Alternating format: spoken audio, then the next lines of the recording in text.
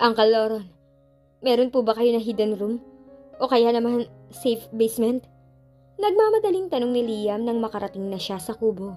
Abala ang lahat sa paghahain ng kanilang dapat sana ay pagsasaluhan. Ngunit tila hindi matutuloy dahil sa panganib na sasalubong sa kanila. Nagtataka ang lahat at sa kanya lamang nakafocus sa mga mata. Han, bakit? May problema ba? Nagtataka na tanong ni Ashley. Kinuha niya si Baby Gabriel mula sa kandungan ng Daddy William niya at kinarga ito. Sweetheart, parating ang mga kalaban. Dalhin mo ang mga bata sa ligtas na lugar. Ha? Nakaramdam ng takot si Ashley para sa mga anak niya. Mabuti sana kung sila lang dalawa ni Liam ang magkasama ngayon dahil matapang siyang haharapin ng mga kalaban.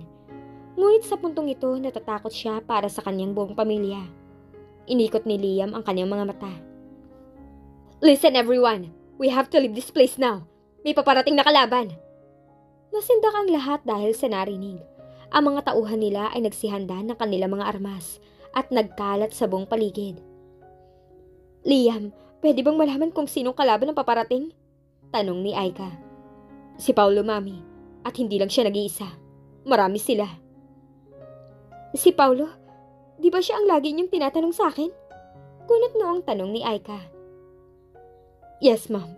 Anak siya ni Daddy William at kapatid naming dalawa ni Ashley. Pag-amin ni Liam, dahilan upang mamutla ang mukha ni Aika. Paano nangyari? Naguguluhan na tanong nito. Hindi kayang tanggapin ng utak nitong nalaman. Bago pa man kayo ikinasal ni Daddy William, nabuntis na niya ang Mami Amanda. Pero hindi yun ang alam ng lahat. Ikinuwento ni Liam ang lahat-lahat ayon sa kinuwento sa kanya ng daddy niya, hanggang sa kinuwento ng matandang si Loron. Oh my God! Nag-sign of the cross, si Aika hinawakan ng wheelchair ni William. Bumagsak naman ang luha ni William dahil sa mga narinig.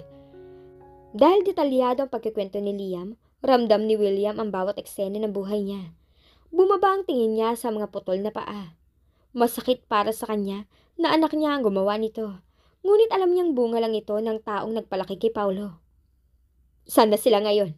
Tanong ni William habang nagpapahid ng luha. Sakto naman na may tumakbong papalapit sa kanila na tauhan. Master William, nilusob ng TBM ang teritoryo ng Aces. Hinahanap ka ni Paulo. Gusto kanyang puksain. Lalong gumuhit ang kirot sa puso nilang lahat dahil sa narinig na balita mula sa humihingal na tauhan. Binalingan ni Leah mga asawa. We don't have enough time, sweetheart. Itago mo na ang mga bata. Ako na bahalang humarap kay Paulo. Saan tayo pwede magtago ngayon? Ano, babalik ba tayo sa Aces? Kinakabahan na wika ni Aika. Sandali, tatawagan ko mga tauhan ko. Kailangan natin ng backup. Mabilis niyang hinanap ang cellphone sa bulsa. Ma'am, hindi na kailangan. Alanganin na tayo sa oras. Papunta na rin dito ang mga tauhan ko dahil sa kabilang syudad lang naman sila. Paliwanag ni Liam. Kahit na anak, may-ari ako ng airlines. Mayroon din akong private jet. Ipapasundo ko sila. Mabuti nang pagsamasamahin natin tatlo ang mga Persa upang mabilis natin matalo si Paulo. Parang iiyak na wika ni Donya. Kaya bahala, ma'am. Hinayaan na lang ni Liam ang desisyon ni Aika. Binalingan niya si William. Dad, may alam ka bang safe house na pwede natin pagtaguan ng mga bata? Mayroong lagusan ng rancho na ito. Papasok sa ilalim ng basement. Loron, samahan mo sila.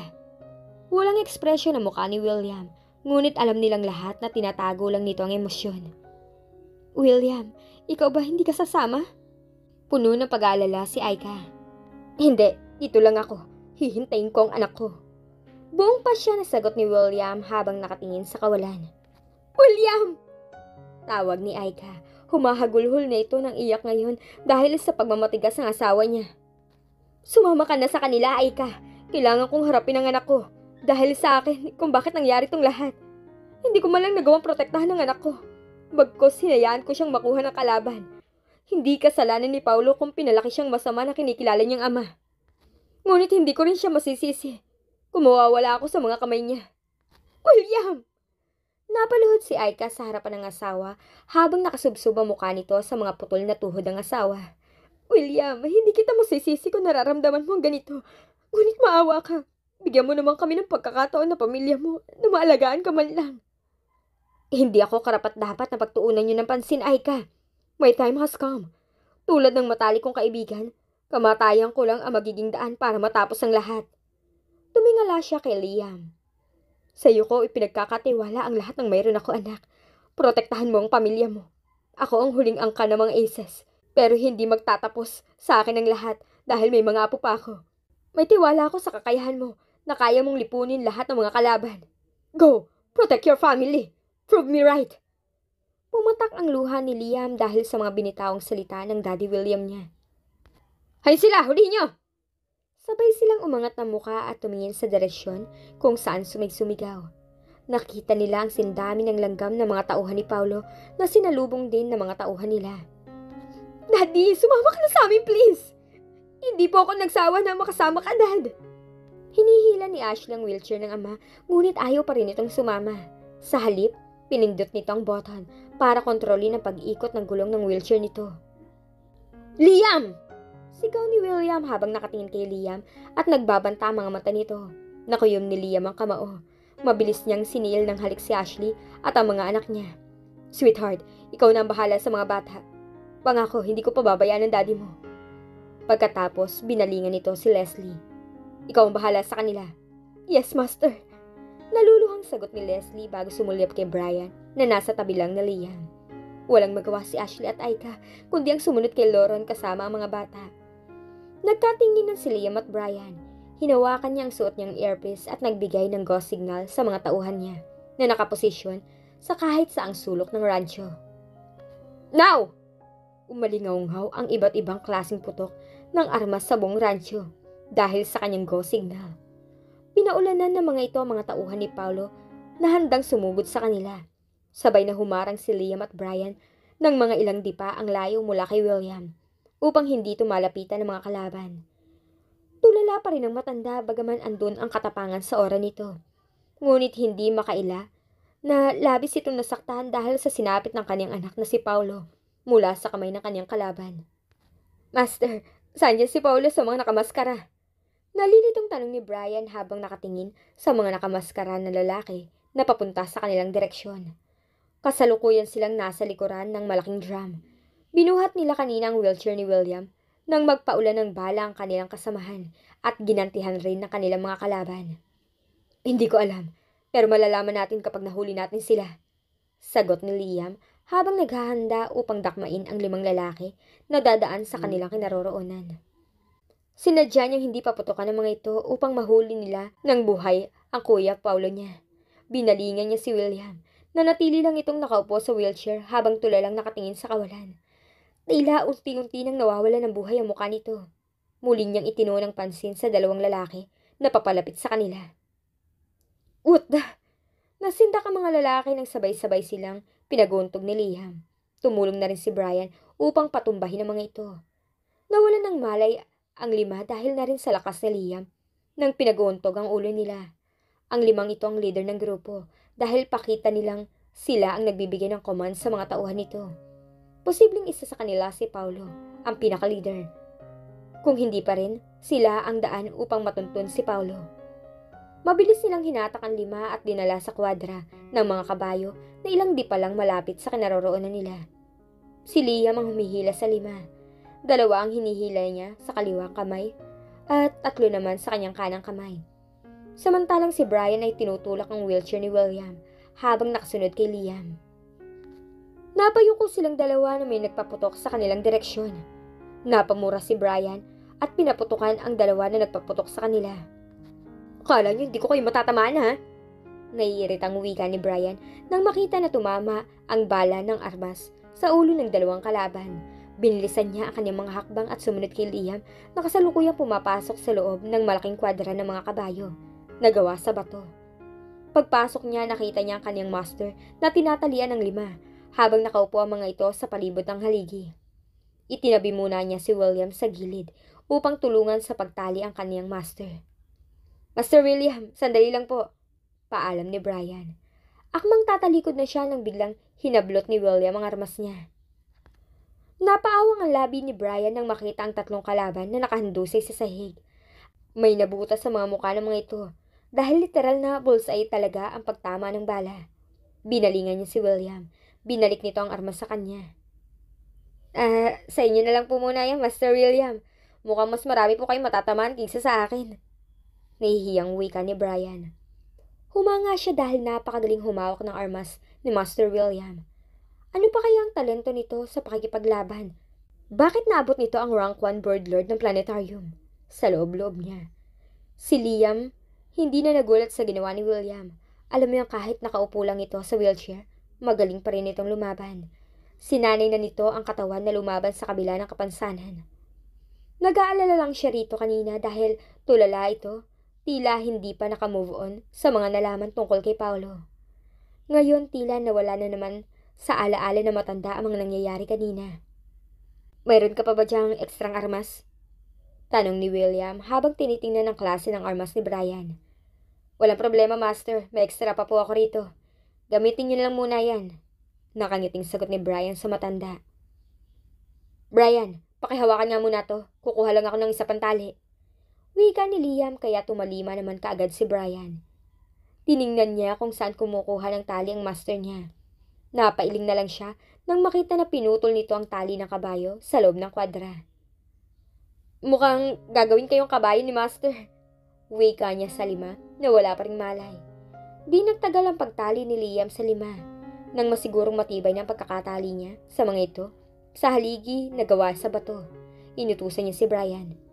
Kumuha ka ng tubig, isang timba. Yes, Master. Mabilis naman ang pagkuha ni Brian at bumalik ka agad. Saan mo kinuha to? Ba't ang baho? Tanong ni Liam. Wala kasi ako makita na tubig, Master. May nakita akong isang timbado sa pangatlong kwadra na may puting kabayo. Hindi ko alam kung iinumin niya yan o ihi niya. Hindi na nagreklamo pa si Liam. Agad na niyang sinaboy ang isang timba ng tubig sa lima, kaya agad naman ang mga ito nagising.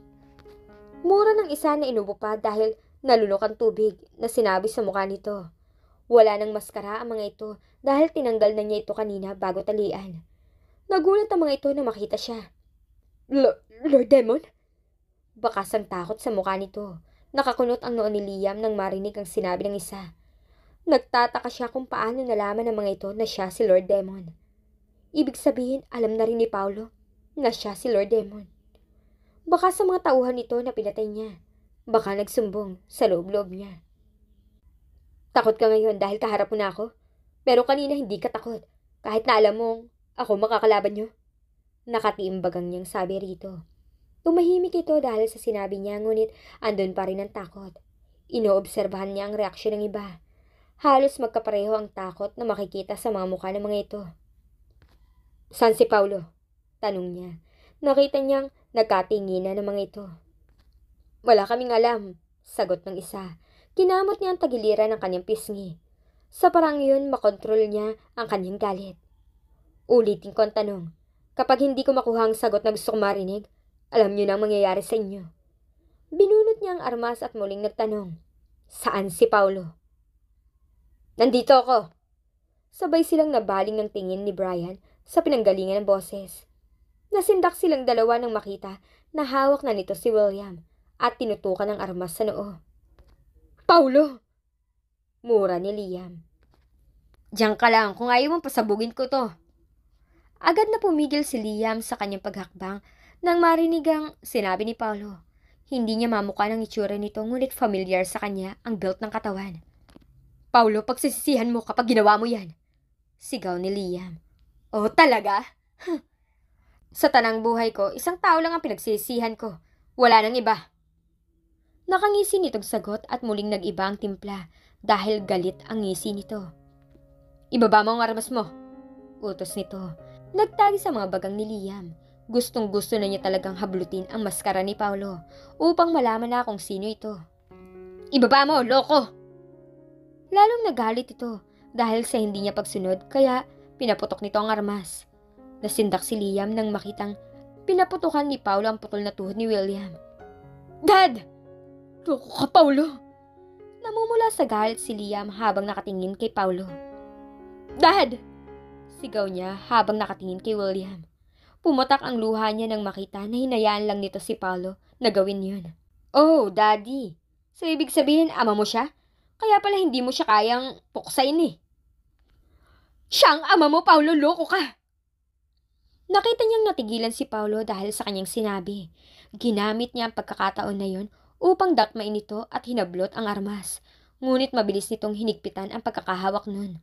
Sandali silang nagpagulong-gulong sa loob ng kwadra at nag-aagawan ng armas. Umalingaw-ngaw ang putok sa loob ng kwadra. Naging ang takot na halinghing ng mga kabayo na gustong kumawala nang makalabit ni Paulo ang gatilyo. Bitawan mo ako! At tapusin talaga kita! Hindi ko gagawin yun dahil pamilya mo na ang sinasaktan mo. Sinakyan ni Liam ang katawan ni Paulo nang makahanap siya ng pagkakataon nang makitang natigilan na naman ito dahil sa sinabi niya. Hindi makuha ang mas nito dahil malakas ito na nanlalaban sa kanya. Pinaulanan muna niya ito ng mga suntok sa mukha.